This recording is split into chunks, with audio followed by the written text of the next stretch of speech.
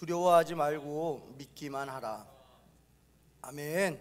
두려워하지 말고 믿기만 하라. 예수님 말씀입니다. 누가복음 8장 49절에서 56절만 읽습니다. 아직 말씀하실 때에 회당장의 집에서 사람이 와서 말하되 당신의 딸이 죽었나이다. 선생님을 더 괴롭게 하지 마소서 하거늘 예수께서 들으시고 이르시되 두려워하지 말고 믿기만 하라. 그리하면 딸이 구원을 얻으리라 하시고 그 집에 이르러 베드로와 요한과 야고보와 아이의 부모 외에는 함께 들어가기를 허락하지 아니하시니라. 모든 사람이 아이를 위하여 울며 통곡하며 예수께서 이르시되 울지 말라. 죽은 것이 아니라 잔다 하시니 그들이 그 죽은 것을 아는 고로 비웃더라. 예수께서 아이의 손을 잡고 불러 이르시되 아이야 일어나라 하시니 그 영이 돌아와 아이가 곧 일어나거늘 예수께서 먹을 것을 주라 명하시니 그 부모가 놀라는지라. 예수께서 경고하사 이 일을 아무에게도 말하지 말라 하시니라. 아멘. 사랑하고 축복합니다. 사랑하고 축복합니다. 진심으로 사랑하고 축복합니다. 예수님의 말씀이에요. 여러분 오늘 예수님 말씀 들으러 왔으니까 예수님의 음성 들으시고 가셨으면 좋겠어요. 예수님 말씀하시는 거예요. 뭐라고요? 두려워하지 말고 믿기만 하라. 두려워하지 말고 믿기만 하라. 여러분 한번 따라해 보겠어요? 시작. 두려워하지 말고 믿기만 하라. 이것을 여러분이 반복적으로 한번 하실 때 자기 이름을 한번 넣어보세요. 저는 일주일 동안 누가복음 8장을 계속 얼마나 읽었겠습니다. 읽고 듣고 하는데 계속 들려지는 그 단어들이 있었어요. 믿음의 단어들이 자꾸 들리는 거예요. 그러면서 제가 한번 해봤어요. 설교 준비하면서 충성아 두려워하지 말고 믿기만 하라. 여러분 이걸요 반복적으로 한번 해보세요. 예수님의 음성이라고 생각하시면서 여러분의 이름을 부르면서 두려워하지 말고 믿기만 하라. 이걸 반복해 보세요. 여러분 어느 상황에도 괜찮아요. 여러분의 삶 속에서 두려움이 찾아올 때마다 예수님이 나한테 이렇게 말씀하셨어. 누가 말씀했다고요? 예수님이 나한테 이렇게 말씀했어요. 예수님이 누가복음 8장에 나한테 말씀하셨어요. 두려워하지 말고 믿기만 하라고 그랬어요. 하나님 나에게 이 믿음 주세요. 일주일 동안 믿느냐 안 믿느냐, 너의 믿음이 어디 있느냐, 뭐 믿음이 너를 구원하였으니 평안히 가라, 막 이 말씀들이, 이 믿음에 대한 단어들이 저를 붙잡더라고요. 그래서 여러분하고 한번 정리해 봤습니다. 누가복음 8장에요 여러분 믿음이라는 단어가 몇 번 나오나 하고 봤습니다. 그리고 나오는 구절들을 한번 그냥 정리해 봤어요. 한번 보시겠어요? 첫 번째는 8장 12절에 씨 뿌리는 비유에서 나오는 말씀인데, 길가에 있다는 것은 말씀을 들은 자니 이에 마귀가 가서 그들이 믿어 구원을 얻지 못하게 하려고 말씀을 그 마음에서 빼앗는 것이요. 여기서도 믿음이라는 단어가 나오는데 믿어서 구원받지 못하게 하려고 마귀가 뭐 한다고요? 말씀을요 빼앗아 간다는 거예요. 여러분 이거 명심하셔야 될 것 같아요. 마귀가 우리가 말씀을 마음에 새길까봐 마음에 새기기 전에 빼앗아 가는 거예요. 왜냐하면 그 말씀이 내 마음에 새겨져 있으면 내가 믿어지게 되거든요. 아멘. 그러니까 마귀가 그 역사를 하고 있다. 두 번째입니다. 8장 13절에 바위 위에 있다는 것은 말씀을 들을 때 기쁨으로 받으나 뿌리가 없어 잠깐 믿다가 시련을 당할 때에 배반하는 자요. 뿌리가 없어서. 또 세 번째입니다. 8장 25절이에요. 제자들에게 이르시되 너희 믿음이 어디 있느냐 하시니 그들이 두려워하고 놀랍게 여겨 서로 말하되 그가 누구이기에 바람과 물을 명하여 순종하는가 하더라. 이게 이제 세 번째 믿음이라는 단어가 나오는 구절이고요. 이제 네 번째 믿음이라는 단어를 예수님이 쓰시는데 8장 48절에 예수께서 이르시되 딸아 내 믿음이 너를 구원하였으니 평안히 가라 하시더라. 도대체 믿음이라는 단어가 몇 번 나왔는데 그러면서 저한테 이제 이 구절에 딱 멈춘 거예요. 도대체 내 믿음이 너를 구원하였으니 이 믿음이 뭘까라는 것을 궁금해지게 됐어요. 그래서 도대체 예수님이 말씀하신 이 구원을 이루는 이 믿음이 뭐냐. 그러면서 다섯 번째 믿음이라는 단어를 예수님이 쓰시는데 8장 50절 오늘 읽은 본문인데요. 예수께서 들으시고 이르시되 두려워하지 말고 어떻게 하라고요? 믿기만 하라. 그리하면 딸이 구원을 얻으리라 하시고, 여러분 오늘 평생에 여러분 신앙생활 하실 때에 이 말씀들을 기억하실 수 있었으면 좋겠어요. 아주 귀한 말씀인데 이건 무슨 말씀이냐? 구원을 얻게 하는 믿음이라는 거예요. 구원을 얻게 하는 믿음. 저와 여러분 구원 받으시길 축복합니다. 아멘. 여러분 구원 꼭 받으셔야 돼요. 여러분 예수 믿고 천국 가셔야 되는 거예요. 여러분 이 땅에서의 천국도 맞아요. 이 땅의 천국도 맞지만 분명한 건 뭐예요? 죽어서 가는 천국이 있어요. 영원하다는 거죠. 그 천국은 무조건 가셔야 되는 거예요. 아멘. 그거는 쟁취하셔야 되는 거예요. 천국은 침노하는 자의 것이라 했어요. 주님 천국은 내 것입니다. 난 가야 되겠습니다. 여러분 가야겠습니다. 그 필요를 느끼고 의지가 생기면요 거기에 대한 방향성이 생기고 목적의식이 생기고 나아가게 되는 거죠. 그래서 오늘 이 믿음에 대해서 한번 묵상해 보겠는데요, 조금 풀어보겠습니다. 첫 번째 믿음에 대해서 이야기하실 때에는 뭐라 그래요? 마귀가 말씀을 듣고 그 말씀을 간직하게 못하게 한다는 거예요. 마귀가 빼앗아 간다는 거예요. 여러분 이런 생각 해보셨어요? 오늘 설교 말씀을 들으시고 여러분 나아가실 때 이 설교 말씀이 안 생각나게끔 마귀가 빼앗아 간다고요. 방법은 두 가지겠죠. 잊어버리게 하는 것도 있겠지만 다른 한 가지는 다른 염려거리, 다른 묵상거리를 여러분한테 줘버리면 되는 거예요. 이게 이 단계가 너무 쉽게 우리가 당하는 단계인 것 같아요. 그러니까 여러분 마귀가 싫어하는 게 뭐냐면 말씀을 기억하는 걸 싫어합니다.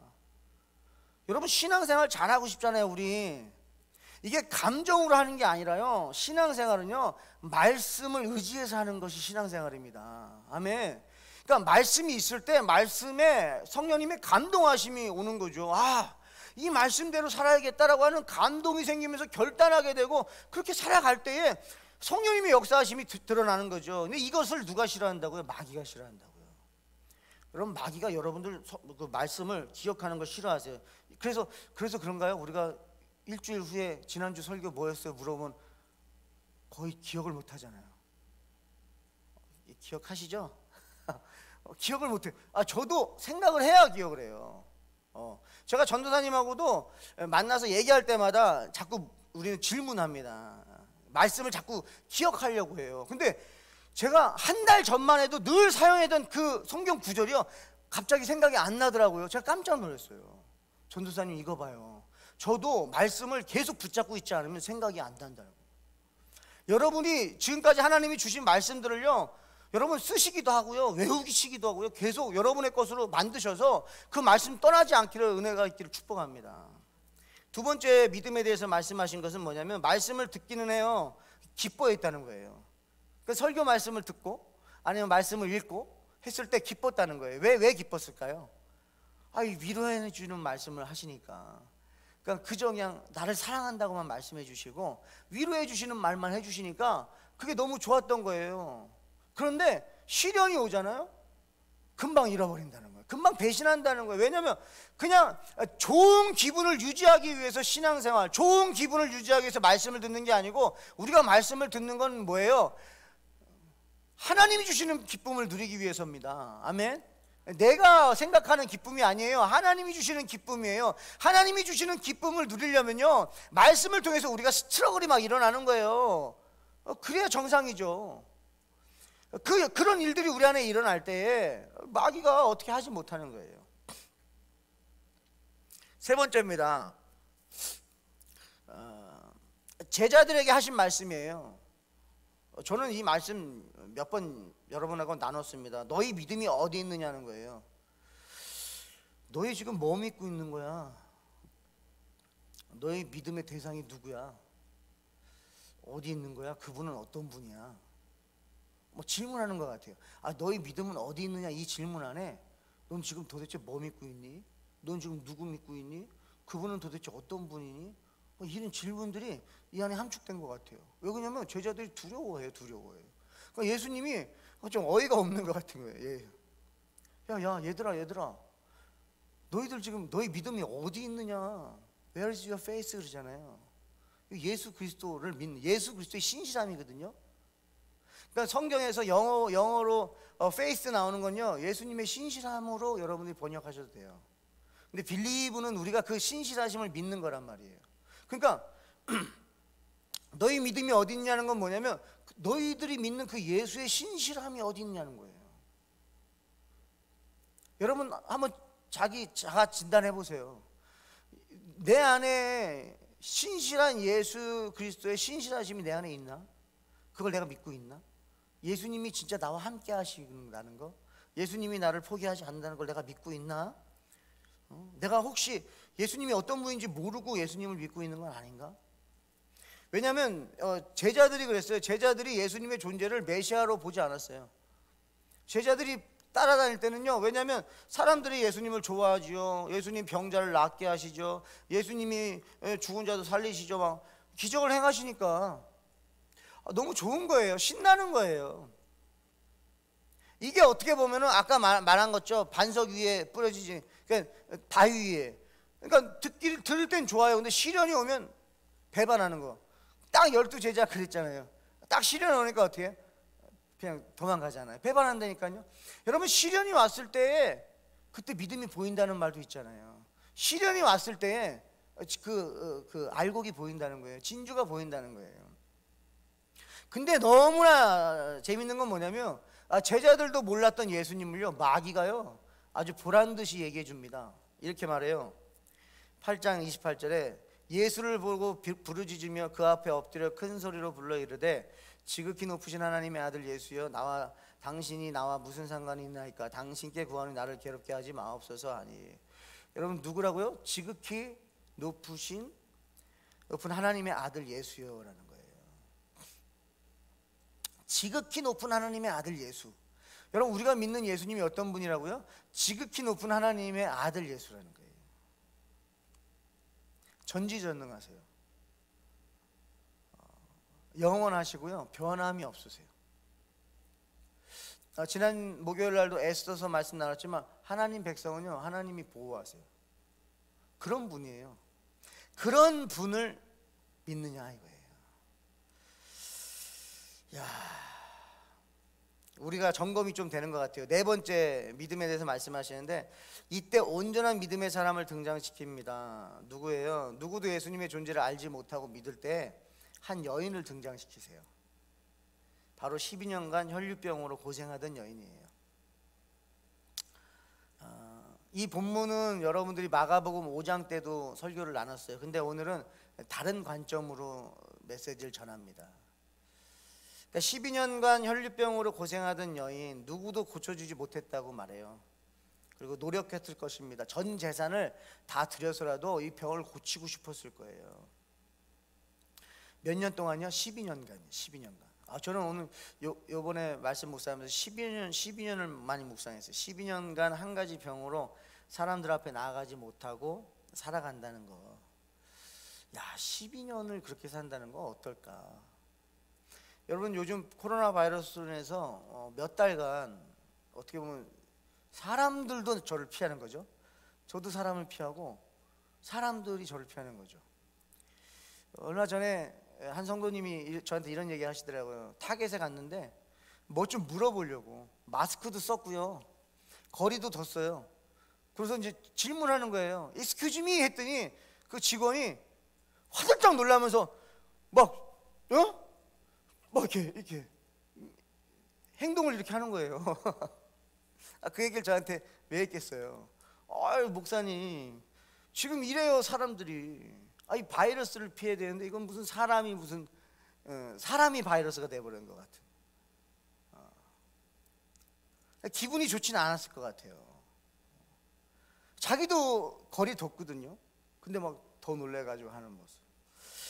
몇 달 지냈다고 지금 우리가 이래요. 그러고 나니까 이 여인의 이 12년 세월이 묵상이 되는 거예요. 여러분, 혈류병 여인을요, 사람들이 얼마나 멀리 했겠습니까? 나가지도 못했을 거예요. 사람들 있나 없나 보고 살았을 거예요. 사람들한테 돌에 맞아도요, 자기는 원망할 대상이 없어요. 그런데 몇 년을요? 여러분, 우리 몇 달이었잖아요. 한 달도 아니고요, 1년도 아니고요, 3년도 아니고, 여러분 5년도 아니에요. 여러분, 5년만 해도 정말 지긋지긋할 것 같은데 12년이에요. 여러분, 12년을요 한 가지 병을 가지고요 사람들이 자기를 피해요. 여러분, 사람이 정말 힘든 건 뭐예요? 혼자 있는 거 힘든 거거든요. 누구랑 얘기하고 싶은데 피하는 거예요.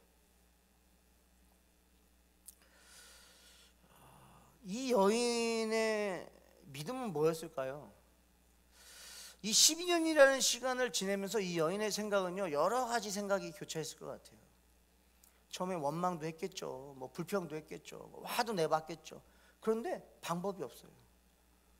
이제는 정말 방법이 없어요. 근데 예수에 대한 소문을 들은 거예요. 소식을 들은 거예요. 예수님이 지나간다는 거예요. 이 여인이 예수님의 옷자락을 만지는 그 믿음은 뭐였지? 여러분, 이 여인에게는요, 제가 이 여인의 한순간이 보이는 게 아니라 12년이 보이는 거예요.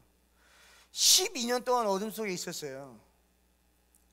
죽지도 못해요.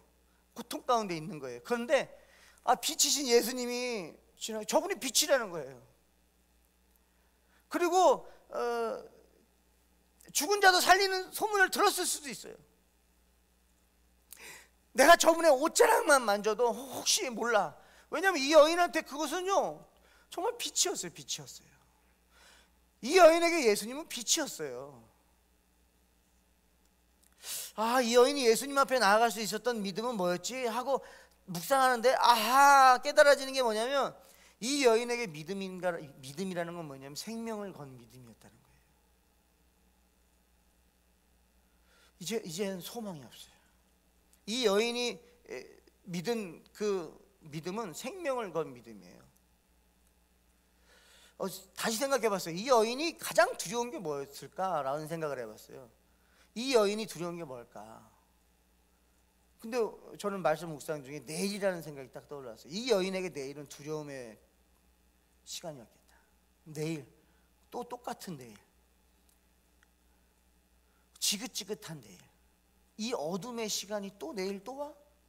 내일을 또 지내야 돼? 오늘 같은 날을 내일 또 지내야 돼? 오늘 같은 날을 또 일주일 지내야 돼? 끝도 없는 내일 때문에 이 여인에게 가장 두려움은 내일이었을 것 같다는 생각이 들어요. 내일에 희망이 없는 거예요. 내일이 어두운 거예요. 그러니까 여러분, 성경이 관통이 되는 게 뭐냐면, 여러분, 일용한 양식을 주옵시고, 이 주기도문의 일용한 양식은 뭐예요? 내일의 양식이란 말이에요. 주석을 보시면 내일의 양식은 뭐예요? 바로 예수 그리스도라는 거예요. 광야에서 만나를 다음치 이틀치를 줬던 그 만나, 바로 예수 그리스도예요. 내일에 소망이 없는 건 예수가 없기 때문에 내일에 소망이 없는 겁니다. 내일의 소망은 뭐예요? 바로 예수 그리스도예요. 우리 인간은요, 내일에 희망이 없어요. 희망이 없는 것 같아요. 세상이요, 우리 자녀들에게도 마찬가지예요. 희망을 안 줘요.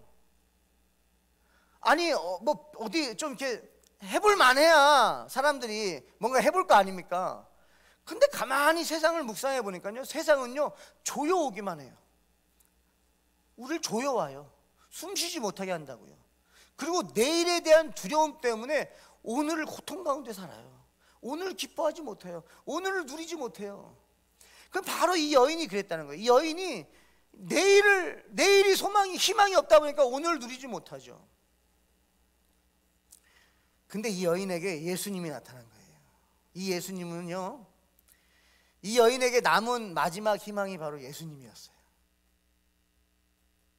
마지막 희망이 예수님이 되었을 때, 여러분, 우리에게 마지막 희망이 예수님이 되었을 때 사망이 떠나가는 줄 믿습니다. 우리의 마지막 희망이 예수님이 될 때 사망 권세는 떠나간 줄 믿습니다. 참 신기해요. 여기 성경 누가복음 8장에 보면 참 여인들이 예수님을 감동 줘요. 성경을 보면 거의 대부분 예수님 감동 주는 건 거의 여인들. 남자들은 보면요, 순교해요. 그냥 목숨 바쳐서 죽어요. 근데 여인들은 자신의 소유를 팔아서 소유로 예수님을 섬겼다 그랬어요. 그러니까 희생적인. 그러니까 남자나 여자를 구분하는 게 아니라요, 예수님이 마지막 희망이 되고요, 예수님이 마지막 희망이었는데 그 희망의 빛이 나에게 임하잖아요. 그러면 우리는 견딜 수 없는 거예요. 우리는 가만히 있을 수 없는 거예요. 12 제자는요, 요한만 빼놓고 다 순교해버리는 거예요. 순교 자리를 피하지 않아요. 도망가지 않아요. 두려워하지 않아요. 왜? 내일이 있기 때문에 그렇습니다. 여러분, 순교할 수 있다는 건 뭐예요? 내일이 있다는 거예요. 왜? 예수님께서 순교는 잔다 그러니까. 자는 거야. 너 천국에서 눈 뜰 거야. 그거 믿는 거예요. 그러니까 내일의 희망이 바로 예수님이 될 때 저와 여러분들은 승리한 줄 믿습니다. 근데 왜 그럴까? 왜 그러면 이게 안 될까? 내일의 희망이 예수님이 아닌 거예요. 오늘 누가복음 8장 50절 말씀을 통해서 저와 여러분들이 주님의 음성 들었으면 좋겠는데요, 두려워하지 말고 믿기만 하라는 거예요. 두려워하지 말고 믿기만 하라. 근데 두려워하지 말라는 음성이 나에게 들리려면 우리는요, 예수님이 나의 마지막 희망이 돼야 돼요. 다른 방법 찾으시면 안 돼요. 이게 복음이에요. 이게 구원의 능력입니다. 어떤 환경이 온다 할지라도 여러분, 예수님이 여러분들의 마지막 희망 되시길 바라요. 무엇이 저와 여러분을 두렵게 합니까? 바로 미래에 대한 두려움 아닐까요? 뭐가 두려우세요? 오늘과 같이 내일이 될까 봐. 우리 자녀들도 마찬가지. 우리 자녀들도 내 인생이 이대로 끝날까 봐. 다들 그래요. 젊은이들도 내 인생이 그냥 이렇게만 살다가 끝날까 봐. 한 번쯤은 멋지게 살고 싶은데 소망이 없다, 희망이 없다, 내일이 없다. 그러니까 점점 좌절하고 어찌 보면 다른 것에 많이들 중독되는 현상들이 일어나는 것입니다. 여러분, 말씀을 지식으로 멈춰서는 안 돼요. 그래서 저는 지정의를 굉장히 중요하게 여깁니다. 지식과 감정과 의지적인 결단이 중요해요. 제 어린 시절을 봤더니 저는 감정적으로 신앙생활을 했어요. 지가 없었어요. 지가 있는 줄 알았어요. 지식이 있는 줄 알았어요. 왜? 모태신앙으로 어려서부터 얼마나 교회를 많이 다녔는데, 설교를 얼마나 많이 다녔는데, 창세기부터 다윗의 이야기부터 요셉의 이야기 다 아는 줄 알았어요. 근데 설교해보니까는 다 몰랐어요. 얼마나 몰랐는지 모르겠어요. 너무 몰랐어요. 아주 그냥 수박 겉핥기로 알았던 것 뿐이에요. 여러분, 설교만 듣고 신앙생활 하시는 분들 저는 조심해야 될 것 같아요. 설교만 듣고 신앙생활 하시는 분들 조심하셔야 돼요. 마귀가 뺏어가요. 그럼 어떻게 해야 돼요? 집에서 자기가 읽어야 돼요, 말씀을. 내 말씀 만들지 않으면 어떻게 하실 거예요? 환경이 나 혼자 딱 떨어지면 어떻게 하실 거예요? 내 안에 있는 말씀이 나를 지탱해 주지 않으면 마귀가 우리 가지고 놀 텐데 어떻게 하실 거예요? 지식이 중요해요, 여러분. 지식이 있어야 돼요. 지식이 있어야 그 지식의 감정이 아멘 하는 거예요. 그리고 결단을 딱 하게끔 성령님이 하시는 거예요. 여러분, 예수님을 믿으면 구원 받아요. 아멘. 그럼 예수님 믿으면 구원 받는다는 말씀만 해주시면 되지 왜 성경에 이렇게 많은 말씀들을 하라는 말씀이 많을까요? 왜 하나님이 예수님께서 하라고 하셨냐면 너희들이 이것들을 해나가면서 주님이 주시는 그 기쁨을 맛보게 될 거라는 거예요. 이 땅에 살면서. 이 땅에서 하나님을 믿는 믿음으로 기쁨을 어떻게 누릴 거예요? 그건요, 말씀을 지켜 행할 때에 누리는 기쁨인 줄 믿습니다. 그렇게 방법이 없어요. 우리가 이 믿음이 있었으면 좋겠어요. 정말 생명을 건 믿음, 다른 데 희망 두지 않는 믿음. 내일은 예수님밖에 없어. 오늘 예수님 못 잡으면 내일이 없습니다. 오늘 예수님 못 잡으면 내일이 없어요, 여러분. 오늘 예수님과 말씀으로 만나지 못한다 하면 내일이 어두워요. 이미 오늘 어둡고 내일을 생각할 때 어두워요. 근데 오늘 말씀으로 예수님 만나면 오늘도 빛이 있고 내일도 빛이 있는 거예요. 아멘. 그러니까 오늘을 살 수 있어요. 그러니까 오늘을 기뻐할 수 있어요. 그러니까 오늘을 누릴 수가 있어요. 그러니까 오늘 누굴 사랑할 수 있는 거예요. 여러분, 어떻게 예수 없이 누굴 사랑하고 어떻게 예수 없이 섬깁니까? 오늘 예수님을 여러분들이 만나셨으면 좋겠어요. 그러면서 마지막으로 여러분, 하나님 예수님께서요, 이 구원받는 믿음으로 우리를 바꿔주시길 원하는데요, 우리가 지금 믿고 있는 이 믿음 말고요, 정말 아버지 구원받는 믿음으로 우리를 바꿔주세요. 근데 그게 이 후반절 우리가 같이 읽었던 말씀을 통해서 나눠보겠는데요, 12살 된 외동딸을 가진 아버지가 있습니다. 12살 된 외동딸. 여러분, 12년 혈류병 여인인데 또 마침 12살이에요 10이라는 숫자가 또 의미하죠. 12살 된 외동딸이에요. 그러니까 저는 딸이 없잖아요. 그래서 외동딸 가진 아버지의 마음이 어떨까를 제가 묵상하는데 이게 묵상이 안 되는 거예요. 그래도 한번 묵상해 봤습니다. 외동딸이에요. 하나밖에 없어요. 근데 죽게 되었다는 거예요. 12년을 키웠어요. 제일 이쁠 때 아닙니까 진짜? 아기 때부터 12년을 돌본 내 딸이 죽게 된 거예요. 이 사람이 어떻게 할 수 있었을까요? 이 사람 마음이 어땠을까요? 가만히 생각해 봤더니 12년 혈류병 여인이나 이 아버지의 마음이나 누가 더 높다 할 수는 없겠지만 정말 이 아버지도 못지않게 간절했을 것이다. 왜? 안 해본 게 없을 거예요. 마지막 희망이 누구예요? 예수님인 거예요. 여러분, 야이로에게도 마지막 희망은 예수님이었어요. 저와 여러분의 마지막 희망이 예수님이길 축복해요. 그 마지막 희망이 날마다 최선이길 축복합니다. 근데 이 12년 된 딸이 죽게 되었다는 거예요. 여러분, 누가는요, 어떤 사람이었어요? 의사예요. 예수님 이 땅에 어떤 분으로 오셨어요? 의사로 오셨잖아요. 그럼 누가도 의사예요. 여러분, 드라마 보시면 쉽게 알 수 있어요. 환자가 이렇게 한 명이 들어옵니다. 그리고 한 명이 또 다시 또 들어와요. 그러면은 드라마 보면 이렇더라고요. 간접적으로 보는 거지만 우선순위를 딱 정하더라고요. 누가 더 심각하다는 거예요. 지금 수술하지 않으면 이 사람 죽는다는 거예요. 그 사람이 먼저인 거예요. 그게 상식적인 것 같아요. 그러면 이 누가가 볼 때 예수님은 어떻게 하셔야 돼요? 지금 죽게 된 12살 된 딸에게 가야 되는 게 의사로서는 맞는 거죠. 왜냐하면 12년 동안 혈류병 앓는 여인이에요. 지금 이 여인이 지금 죽는 건 아니란 말이에요. 그러면 우선순위로 따진다고 한다면 12살 된 딸을 먼저 치료하시고 그 다음에 이 혈류병 여인을 고쳐주셔도 이게 상식적일 텐데 예수님이 어떻게 하세요? 가던 길을 멈추다는 거죠. 12살 딸을 향해서 가시다가요 혈류병 여인한테 멈췄다는 거예요. 여러분, 여기서 우리가 한 가지 묵상할 수 있는 건 뭐냐면 순서라는 거예요. 순서, 우선순위. 우리는 우선순위 되게 중요하잖아요. 순서 중요하잖아요. 내가 먼저 시작했는데 이런 거 중요하잖아요. 내가 먼저 왔는데, 내가 먼저 말했는데, 내가 먼저 희생했는데, 내가 먼저 고생했는데, 또는 내가 먼저 믿었는데. 목회자도 마찬가지입니다. 내가 먼저 목사가 됐는데, 내가 먼저 목회를 시작했는데, 다른 사람과 비교하는 거예요. 아무 상관이 없는데도 불구하고 사람들한테는 그게 중요해요.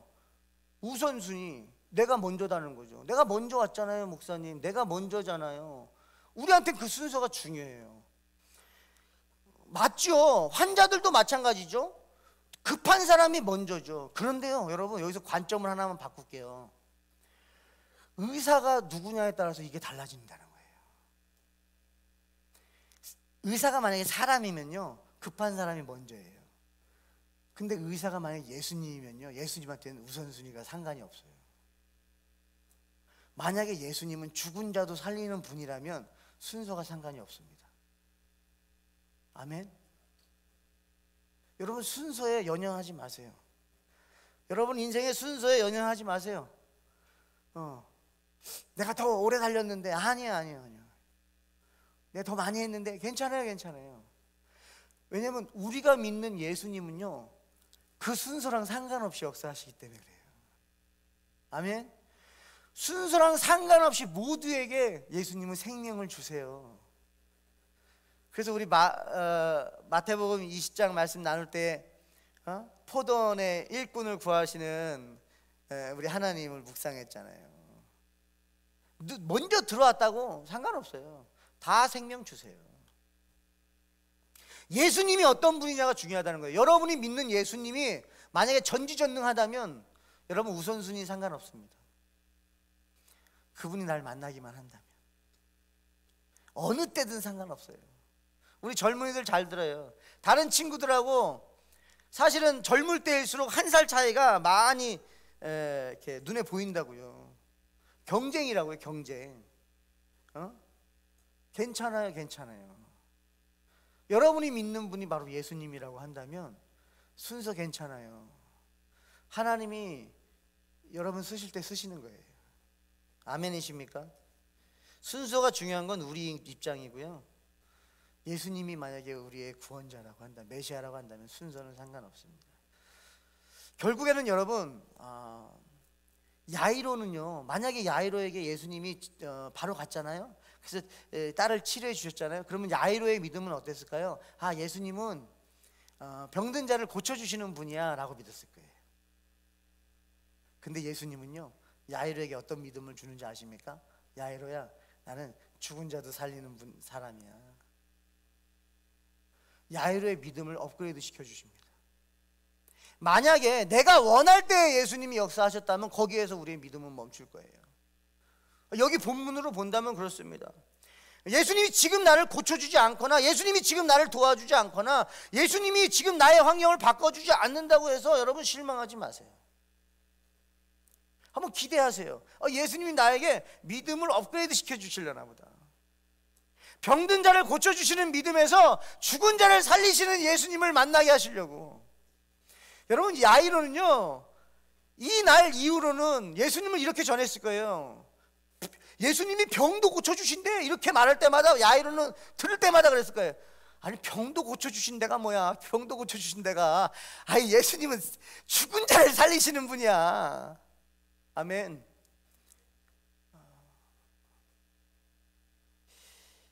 마귀가 빼앗아 갈 수 없는 믿음. 그냥 잠시 믿었다가 사라지는 믿음이 아니라 우리의 마지막 희망이신 예수님을 믿는 믿음. 저는 저와 여러분들이 이 믿음이 있기를 축복합니다. 사람들이 예수님에 대해서 얘기할 때 하나 더,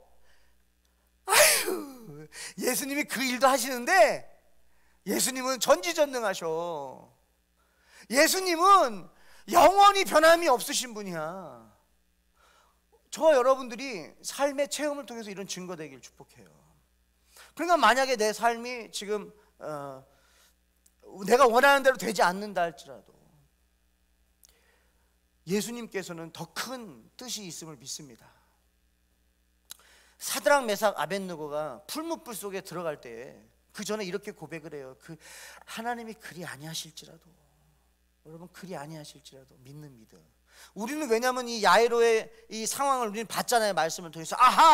예수님은 야이로가 지금 원할 때 하지 않아도 그 순간이 지나가도 예수님은 얼마든지 역전시키는 분이구나.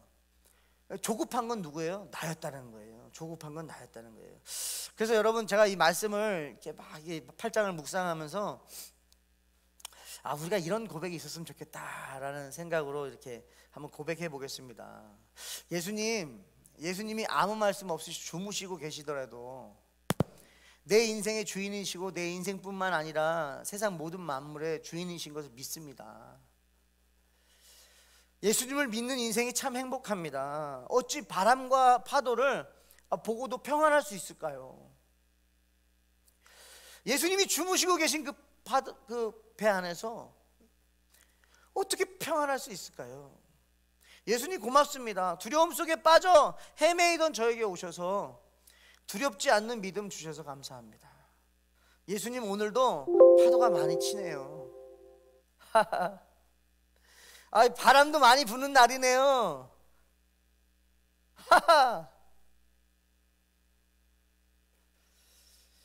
제가 기쁜 것은 이런 바람도 거센 풍랑도 잔잔하게 하실 그분이 바로 나를 사랑하시고 그분이 저와 여러분들을 사랑하시고 함께 하신다는 거예요.